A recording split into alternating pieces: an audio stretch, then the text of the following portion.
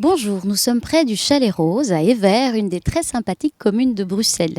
Et c'est à la rencontre de Gilbert Vongu que nous allons aujourd'hui. Vous allez voir que c'est un vrai cadeau de discuter avec ce père et grand-père qui est pas tout à fait comme les autres. Venez.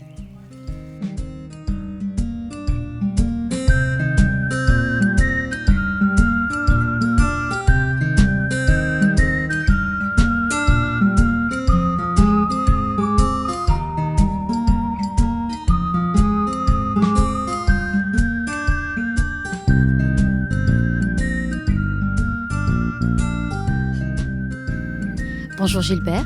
Bonjour Véronica. Merci d'abord de nous accorder ce moment qui est précieux pour moi puisque je te connais depuis un certain nombre d'années et je t'ai toujours trouvé extrêmement inspirant et j'avais envie de partager ça avec nos internautes.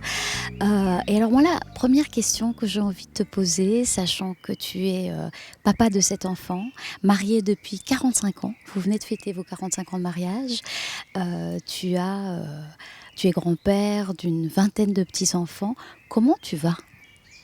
Je me porte à merveille parce que les petits-enfants, c'est la descendance. Et la descendance remplit la vie des grands-parents parce qu'il faut créer un contact sans cesse grandissant, profond, de manière telle que quand on n'est plus là, que le souvenir demeure, pas dans l'esprit de l'enfant, mais dans son cœur.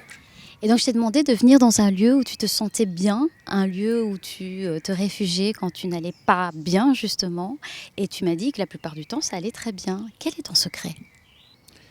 Le secret, s'il en est simplement le développement en soi de ta fameuse définition sur le bonheur. Quand on apprend à s'intérioriser convenablement tout en vivant la vie sociale. Dans la vie sociale, il y a l'individualisme qui apparaît. Dans l'intériorisation qui touche à la méditation, au contact avec la nature, c'est l'être intérieur qui travaille. Apprendre à les rapprocher pour en faire un. Parce qu'en règle générale, l'être humain est en disharmonie parce que son être intérieur est complètement séparé de son être extérieur. Alors tout n'a pas toujours été rose malheureusement puisque tu as connu, vous avez connu, la famille a connu 2 incendies, dont le second qui a été dévastateur puisque vous vous êtes retrouvés littéralement sans toit. Comment est-ce qu'on se relève d'une telle épreuve quand on a autant de bouches à nourrir ? D'abord, éviter l'abattement. Quand l'information est arrivée, ce fut un choc parce que je n'étais pas en Belgique, j'étais en retraite avec mon épouse, dans un château de silence. Alors imagine, à 22 heures, la responsable vient m'informer qu'il faut aller au téléphone parce qu'il y a un problème grave. Évidemment, j'ai posé la question si tous les enfants en ont réchappé. Mon frère qui avait la garde des enfants m'a répondu « tous les enfants sont intacts ».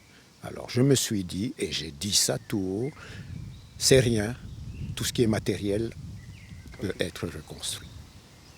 Quand on est papa de cet enfant, forcément, il y en a toujours un qui va moins bien. Et dès qu'il commence à aller mieux, c'est un autre qui s'y met. Comment est-ce qu'on fait pour apporter son soutien de père tout en continuant à mener sa propre vie ? Le soutien est d'abord un contact permanent, qu'il soit silencieux ou verbalisé. La tendresse qu'on peut rayonner de son regard a une grande importance. Au demeurant, quand un enfant était indiscipliné, je n'avais pas besoin de parler. Je le regardais, il semble que mon regard en ce moment-là lançait des éclairs, et ben, le gamin il pissait presque dans sa culotte. C'est comme ça.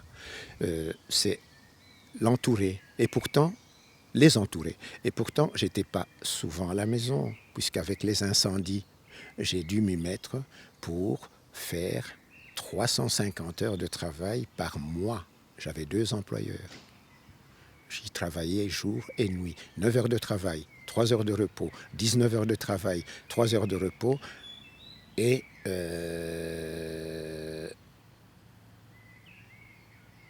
puis un jour de congé. On sent que le sens du travail est important pour toi, que le mérite est important et puis il y a certainement d'autres valeurs qui ont leur importance pour l'éducation. Quelles sont les valeurs que tu as voulu transmettre à tes enfants? Développer en eux, qu'ils apprennent à développer en eux tolérance, amour fraternel, tout en gardant farouchement la loi du libre arbitre. La soumission est une mauvaise chose. Garder le libre arbitre tout en respectant la hiérarchie. Pour moi, c'était indiscutable. Quel regard tu portes justement sur le monde aujourd'hui? Parce qu'on sait qu'il évolue à la vitesse grand V. Est-ce que tu es plutôt optimiste pour la suite? Quand on a autant d'enfants, est-ce qu'on se doit d'être optimiste? Je reste éperdument optimiste, pas seulement pour mes petits-enfants, mais pour l'humanité entière. C'est une de mes raisons de méditation, parce qu'il faut inonder cette planète des vibrations positives de manière à ce qu'il y ait des déclics dans l'esprit de tout un chacun, de manière à freiner un peu la dégradation de notre planète, pollution et autres, à élever un peu leur conscience. Parce que l'argent, c'est bien, mais l'argent est un serviteur, ça n'est pas un maître. Tant qu'on reste dans cet esprit de dominer par l'argent, on vendrait père et mère. Je suis moi-même issue d'une famille nombreuse dans laquelle on m'a souvent répété que le sacrifice était important. Mes parents se sont sacrifiés pour nous donner une vie meilleure. Est-ce que toi, tu as l'impression de t'être sacrifié pour tes enfants? Absolument pas. Mon véritable sacrifice, c'est d'avoir trop aimé mes enfants. Tu as travaillé durant toute ta carrière en contact avec la mort, puisque tu as travaillé aux soins intensifs. Quel est ton rapport à la mort, justement? Quel est le regard que tu portes par rapport à toi? C'est un changement d'état de conscience, tout simplement. Et pendant que j'ai été au boulot, à ce point de vue-là, j'allais régulièrement. Quand j'étais en congé, j'allais me promener à la morgue.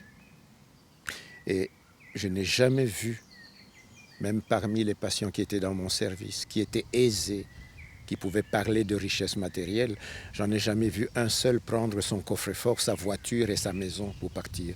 Donc, la richesse matérielle est un paramètre secondaire, c'est pas un dieu. Et quelle est ta définition du bonheur? Là, tu m'avais envoyé une nécessité dans la réflexion. Je te dirais ce que j'en ai composé. C'était rapide, mais je l'ai composé. Le bonheur, pour moi, est un état d'être subordonné à l'éveil du rayonnement de l'amour inconditionnel. Amour inconditionnel qui prend nécessairement naissance dans notre 4e chakra, le 4e soleil, qui est le chakra du cœur. Le bonheur, l'acquisition du bonheur implique donc l'état d'être et non l'état de paraître. Tu l'as abordé dans tes questions. Et sans oublier, bien entendu, le respect inconditionnel, non négociable du libre arbitre. Certaines personnes croisent votre chemin pour un moment, d'autres pour une raison. Pensez-y, je vous retrouve très vite pour une émission qui, j'espère, vous inspire et vous fait du bien.